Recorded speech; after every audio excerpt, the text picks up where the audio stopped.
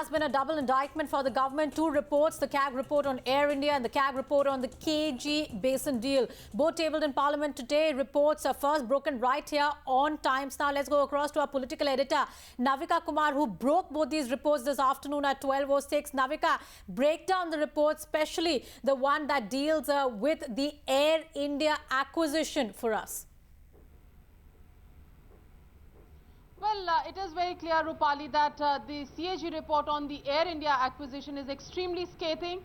There are three major points on which the indictment is given on the Ministry of Civil Aviation. The first is the aircraft acquisition deal, which the CAG calls a very risky acquisition plan without going into the financial details, the financial health of the company. The second is the bilateral routes that are given to foreign airlines, in which complete squandering away of Indian rights has taken place, again driven by the Ministry of Civil Aviation. And the third point on which there is direct indictment of the Ministry of Civil Aviation is the merger between Air India and Indian Airlines, which it says completely ill-conceived, ill-timed and completely not done with a proper due diligence doing on it. So all 3 points on which the Ministry of Air India, Ministry of Civil Aviation has been indicted: the acquisition of Air India planes, the merger between Indian Airlines and Air India, and the third point, of course, being the issue of the bilateral routes where frittered away opportunities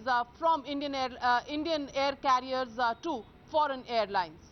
Well, indeed, a lot of questions, Navika, that needs to be raised at this point of time, which Praful Patel in that interview with you and Arnab was not clearly able to defend. But the point here is that there was also a 50,000 crore aircraft deal.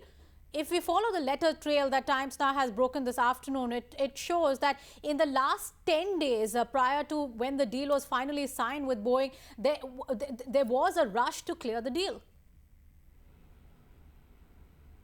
That's right. In fact, those two letters that Times Now brought both show clearly. One is, of course, the fact, the letter that shows that Praful Patel himself, within 2 months of becoming the Civil Aviation Minister, wanted Air India to reopen its acquisition plans, something that has been noted by the CAG. The second part of it was the fact that for 8 years there was absolutely a go-slow, but in the end, where there should have been some alarm bells ringing, there was a EGOM headed by Mr. P. Chidambaram that was set up on the 20th of December 2005. It holds one meeting on the 24th of December, has a negotiation with the aircraft suppliers Boeing, and by the 30th of December, it is on that day that the Prime Minister's office gets the minutes of the meeting signed by Mr. Chidambaram, and on the same day the Prime Minister says that this entire deal has been cleared. 50,000 crore deal signed by the EGOM within 10 days, and on the same very day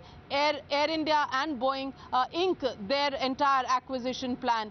Clearly 10 days, 50,000 crore rupees spent, no alarm bells ringing even outside the Ministry of Civil Aviation, and that raises a lot of questions, a lot of eyebrows. Rupali? Navika Kumar, a political editor who first broke the story right here on Times Now, explaining and breaking down that entire report as well as the letter trail brick by brick. Thanks for that, Navika.